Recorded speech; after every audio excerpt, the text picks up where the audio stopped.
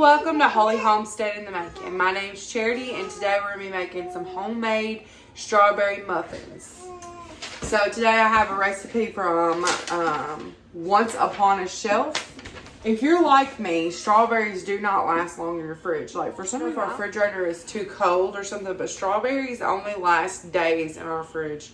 That it does not last very long. So these strawberries are on their way out. I think they'll be fine as far as baking goes, but they're not something I would just want to munch on as a snack because they're going a little south. So the first thing we're going to do is preheat our oven to 375 degrees. Ignore the mess. That's actually clean dishes. That's clean dishes. I just got to put them away, and then I just have a few little bit of dirty dishes that needs to be tended to. But I want this in the oven because I'm intermediate fasting for weight loss purposes, and I want to eat when it's time to eat. So we're going to get this in the oven and then tackle the kitchen. So it says in a medium bowl, whisk together flour, baking powder, and salt. So in our bowl, we're going to put 2 cups of spooned flour into our... So I've spooned 2 cups of flour in this and leveled it off with a knife. That goes into our bowl. I'm going to use a whisk, or I'm going to use a strainer because it leads to a lighter... It should be a fluffier, lighter muffin. Whenever you're baking, check and double check. Baking powder versus baking soda. You use the wrong one and it's going to taste quite interesting and not in a great way. So today we're using baking powder, and that's going to be 2 teaspoons. 3/4 teaspoon of my Redmond's Real Salt.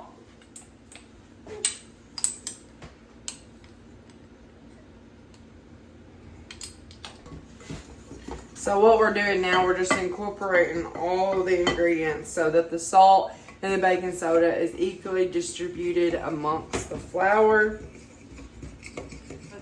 In our stand mixer, we're going to add 1 cup of salted butter. The recipe calls for unsalted butter, but I do not keep that in my house, and this is what we're going to use.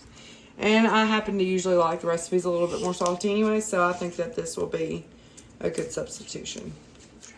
So we're going to beat the butter and sugar for about 2 minutes. So we need 1 cup of sugar. So that's all right. So now we need 1 cup of granulated sugar. We're going to beat this for 2 minutes. Now we're going to add 2 eggs to our batter. It says to do 1 at a time. So as that one is mixing, I'm going to go ahead and crack the next one.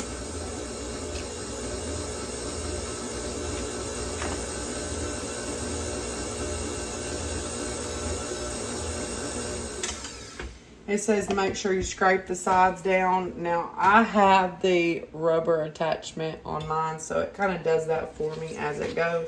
But I am going to give it 1 good little scrape down. Now, it says to beat in the vanilla extract and the almond extract. So, 1.5 teaspoons of vanilla extract. I'm just going to eyeball it.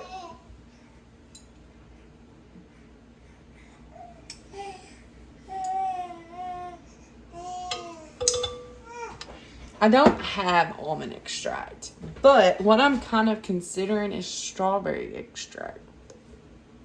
I don't know.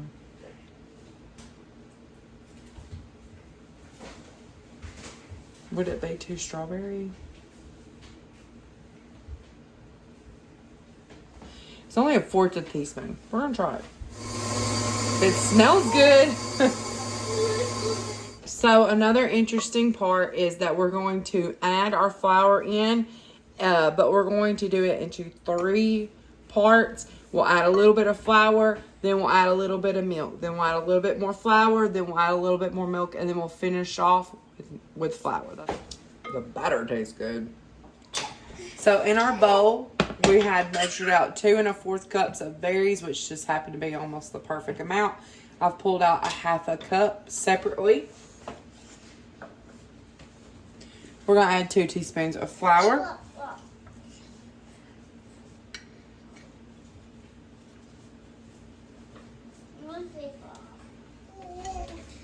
So we're just going to toss the strawberries in the flour. It says that this will help to avoid them from, this will keep them from sinking to the bottom. That's what it says. Not really sure how that works, but that's cool. So we're just going to mix them all up. Now, actually, these are supposed to be mixed in the flour as well.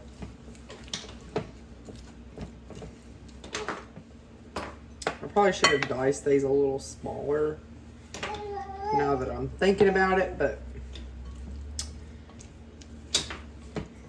you know what I'm actually going to do? These actually probably need to be smaller than they are, so I'm just going to mash them.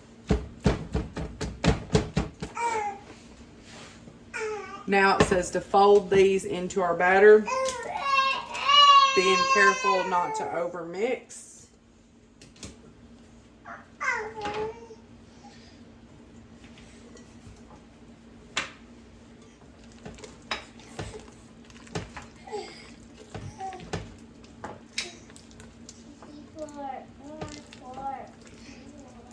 I'm being lazy.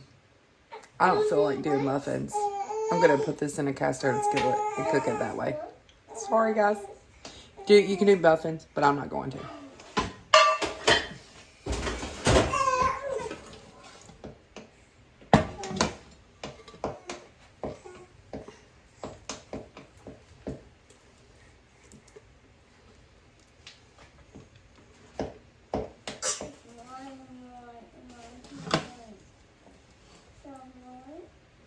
Now we're just going to sprinkle the top of this with our strawberries.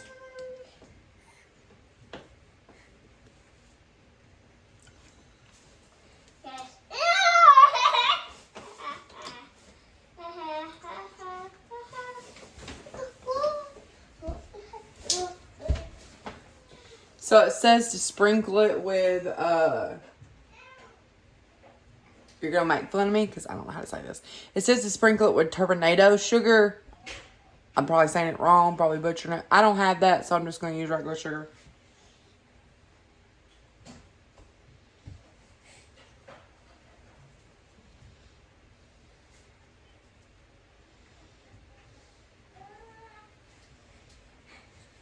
I'm just doing 1 tablespoon because that seems like a lot. So we're just going to leave that. It says make sure not to do around the edges where it will burn. I've just done around the center. And we're going to call it good. Now we're going to bake it for about 30 minutes or until it is like passes the fork test. And I will bring you guys back whenever it is done.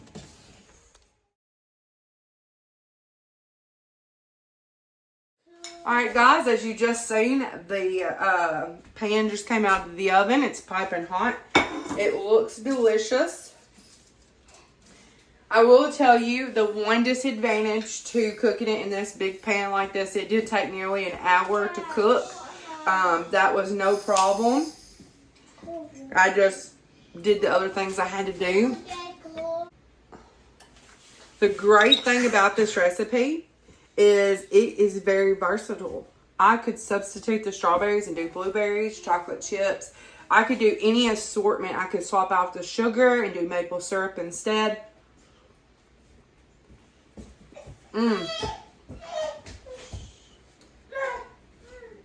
Y'all, this is good. Stop, baby. So I will link this recipe down below. And as always, guys, like, comment, and subscribe. It really helps me to get into the YouTube algorithm. Until next time, guys.